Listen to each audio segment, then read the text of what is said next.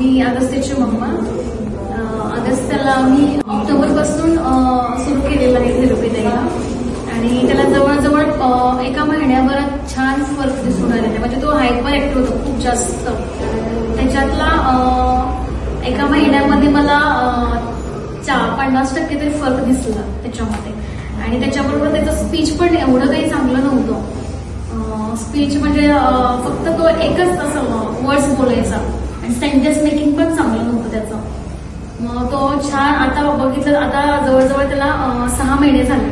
तो छान पूर्ण मिनिंगफुल बोलत आहे आणि सगळ्यांशी असं मिळून मिसळून खेळतो. तो गार्डनमध्ये गेला की आणि घरामध्ये पण मला सगळ्या गोष्टी मागून घेतो आणि त्याला काय पाहिजे ते पण तो मला सांगतो सगळ्या गोष्टी.